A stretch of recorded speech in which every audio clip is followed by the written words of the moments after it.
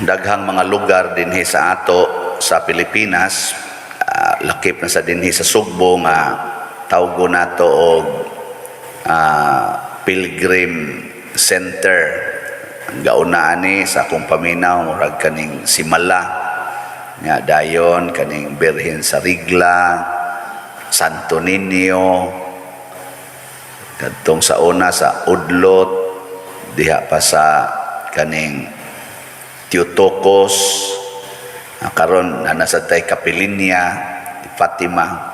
Nya unsa man gyud makapadaghan sa kanini ang mangadto sa usa ka lugar sama ng Lourdes, Fatima, Medjugorje, unsa pa nang uban dihang mga center, Guadalupe sa Mexico. Ngano ang mga tawo dugok gyud didto kung naa nay madungog nga milagro.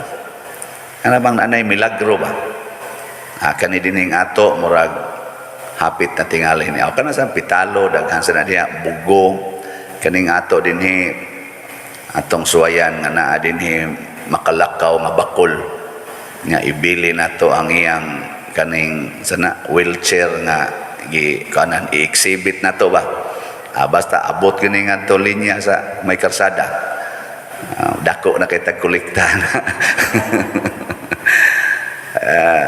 Nga naman kay ma-attract kita ning milagro ba nya ang tao sa naging milagruhan dami daghang mo rin ako maingon Pader sus praise the Lord good gimilagruhan jud ko Pader pagpalit na kog slot ba Pader ba na may nadako kayong grasyang niabot nako may day noon nya mo palit pa kag usab ana ba murag palit sa tag slot kay kaning slot ni Father gibaligya o mo palit ani mudaghan ang grasya murag inana gihapon ang atong mentality aw tinuod man mahitabo man gina moadto kag Simala mo pasar man gyud ka sa exam ari kag Santo Niño makatrabaho gyud ka anhi ka sa ato maayo kas imong sakit tinuod man na pero ayaw kalipat sa tumong sa Ginoo nganong gihimuan kaniyag milagro nganong gipakita niya ang milagro dinhi man tanan nga sipyat kasagaran di hinuntanan ang milagro di ay nga gihimos Ginoo gitumong di na sa paghatag natog higayon na maghinulsol sa atong mga sala ang gipaabot des Ginoo sa tao nga gimilagruhan nga maghinulsol sa iyang mga sala.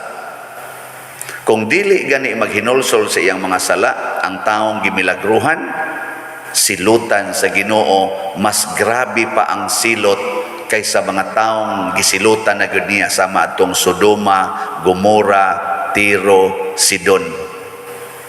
Kana muna gimilagruhan gani ka kaysa man dinhi ang gimilagruhan as Ginoo bita sa kama. Day usa, duha, tulo, o daghan. Bantay mo. Kaya nga naman, basig maunay makapa-impierno ninyo. Kuan, milagro nimo, proud kay kastanan, o niya, magsige lang yapon kag panglibak, sige lang yapon kag pamakap, sige lang yapon kag yaw-yaw, judgmental lang yapon kay ka, nya imo pag yung i-justify nga ikaw gyoy sakto kay gimilagruhan ra bakas Ginoo na impierno jud ka nagritso na yung kong tutukan ako gimilagruhan biya sa kos Ginoo kini akong pagka-assign dinhi dako biya kay ning milagro nga nahimo karon sa atong parokya o sa uban pa ana lang kanilang atong mga slots nga dagko kay halin kadako aning milagro bisag gauwan ko na itaong ni duol ginako bisag gagapayong ko siya wa magpayong nako unsa may ato brad ingon ni siya nga di ako ihatag para slot Pader nako magpasinguan jud kag duol nako haron lang gyud mohatag anang imong slot pagkadakong milagro ani na inigsakan ako sa kong room ako maimpierno man siguro ko ani og di ko maghinulsol sa akong mga sala mo na isigig remind si Ginoo nako inig action nako na sa himog sala mingon gimilagruhan biya tika bantay lang jud ka oy Ginoo may pagwa na lay milagro ikaw mabuangon ka nako sige lang Lord padayunan na lang ng milagro ako nalay mo antos ani kay kani manggong sala og atong hunongon mga igsoon magantos ta, magantos gyud ta basta mohunong isuay hunongan ang inyong pagkamarites, kanang inyong pagkamarites ba? Ay dagan ba kay nanimba din mga marites labaw na nang naas online kasimba mga marites man nakasagaran.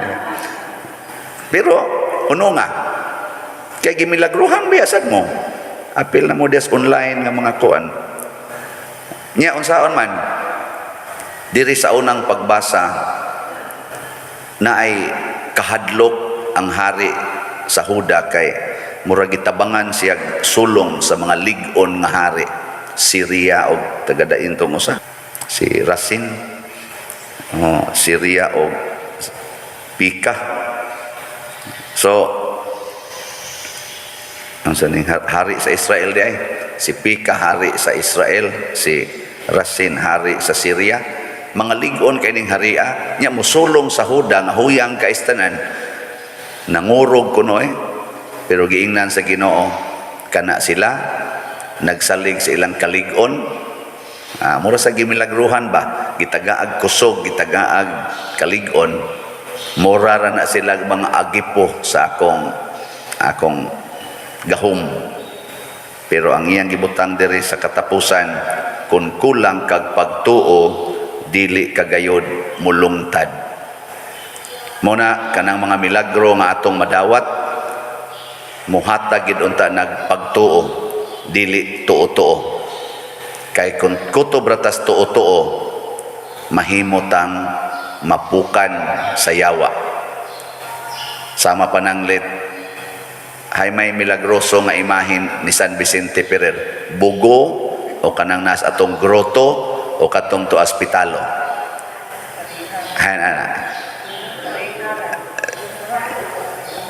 Bala mo diya sa inyong kuan.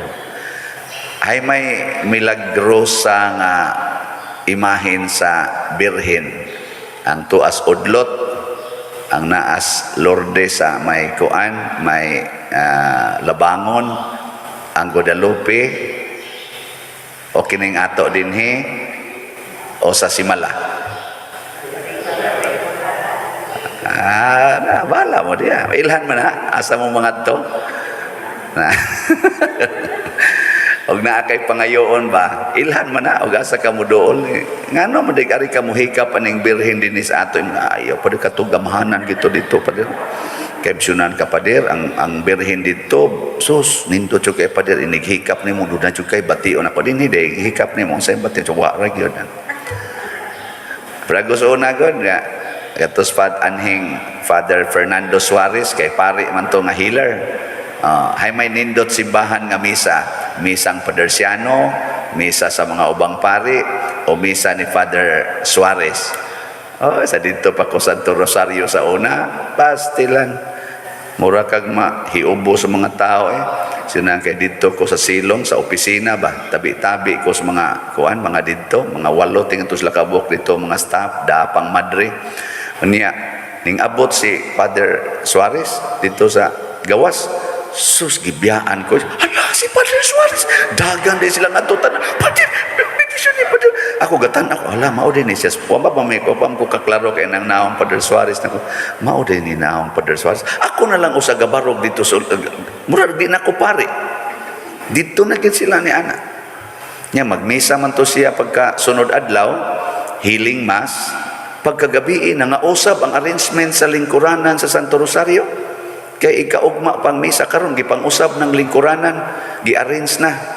Nako pag misa nako pagkakadlaw nako, lain na lagi dig formal lingkuranan sa giandam na para karong gabi pader nako. Kuyaw ko nang misa, nya ako rong nagmisa hapit way tao. Unsa man akong misa ug ang misang Father Suarez karong gabi lahi. Ana pagkahapon alas 3 pas hapon gasigi na og kaning bantay ang guard kay manood na sila na nag-wheelchair, nag-crutches, manood na sila. Dili pa alas 7 pang misa, alas 3 pa. Ayaw sa mo panood, kay napay mga misang lain. Manood na gyud ana, kay gusto yung maanas at tubangan. Pero misa gani nako, ang tao mag-ilog sluyo, adto gyud sluyo manglingkod. Og di gid nato pugson nga panglingkod mo atubangan, di mo lingkod ay. adto gyud luyo, pero Father Suarez magmesa ilog gyud atubangan aron mao gyud mahikapan. Ngano man na tungod kay ang sala sa pagka self-centered. Kana bang sala nato ba nga ako gyud mauna, ako gyud hayahay, ako gyud, ako. Nindot unta moingon ta ang sala garbo man na ipaubos, kamoy mauna. Di ba? Ana. Pope Francis bitaw, tagaan og serbisyo dito sa iyang kwarto nga elite kaayo, katong Rome kuno na sa Santo Papa. Adtos dito siya puyo sa Rome sa mga sulugoon dito sa Vatican. Das po siya iyang linya po siya dito inig pangaon. Kaya nga naman, aron mawa ang iyang garbo, Santo Papa nagod siya. Nya di lang yapon siya mo paubos. Nindot kayo yang gibuhat, magdasag iya kunong tray dito, mulinya sa atos kantin, takos-takusan dito. Pero pare, asa mulinya. Lingkod lang. Litson sa mo pa der, litson. Dire ko beer sa niya dire gamay. Di tayo ako mulinya ako nya. Pugson man ta. Pero mo na, milagro gyapon na siya nga tagaan tagpabor. Desisyon na lang ta sa paghinulsol og sala.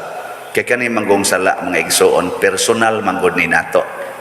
Niyag masintro na ta sa kana ganing gitawag natong favors. Kay milagro, favor man na. Dunay tendency nga malimot ta nga doon na di ay personal accountability sa dili pagpagarbo. Nya dili na sad ta maggamit anang tuo-tuo nga kadto gyud. Unsa may meaning anang pilgrimage? Sakripisyo. Ingano mo adto magsimala, magsakripisyo ko og biyahe.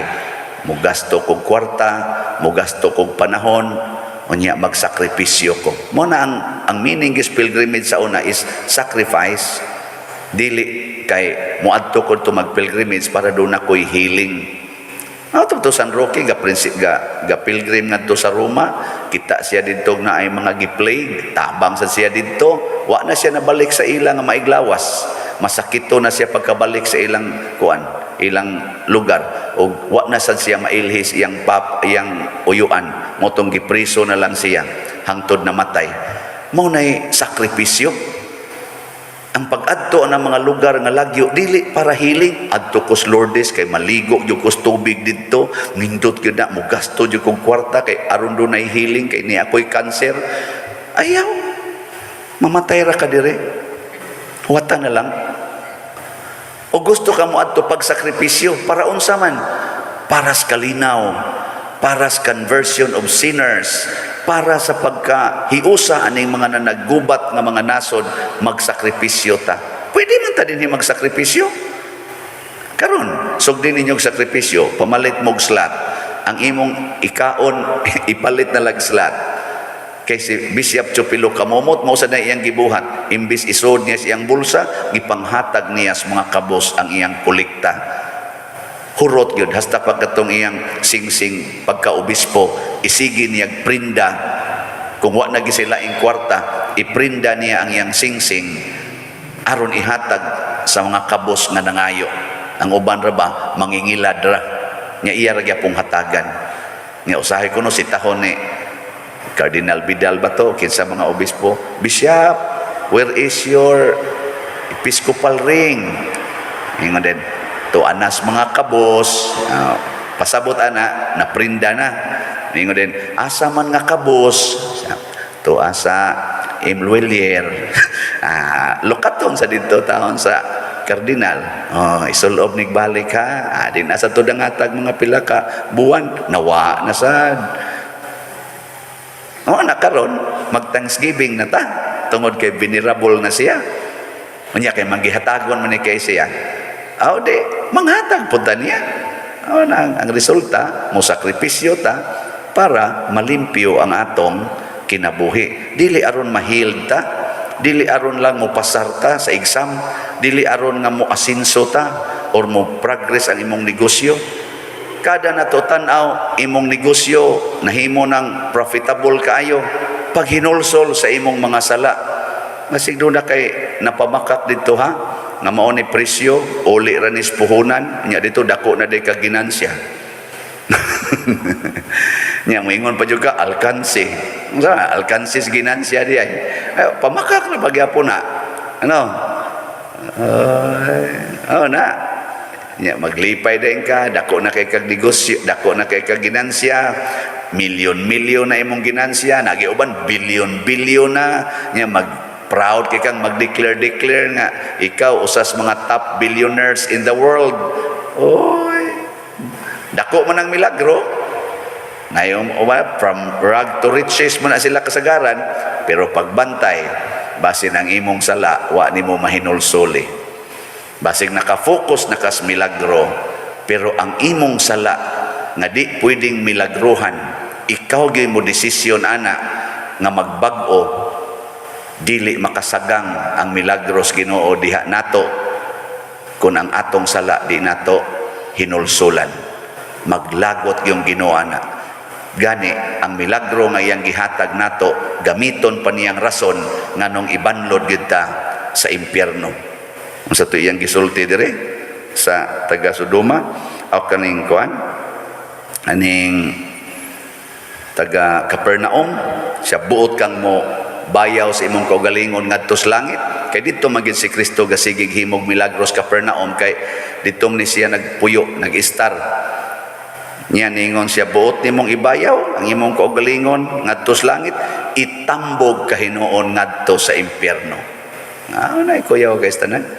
So saman malit na mugslat, bunga sa paghinulsol, gana nindot kay na bungas pag hinulsol palit kog slat. Nga iniguli ni mos inyo, di na ka magyaw-yaw, di na ka magsigig kasuko. Nahibong lang ka ngang imong anak muundang nagduwa sa computer kay magsigi nagparaig nimo. Mahibong lang ka ngang imong anak inig panghugas nimo, mukuyog na nimo panghugas og panglaba kay suod na mo, kay wa na ka magsigyaw-yaw.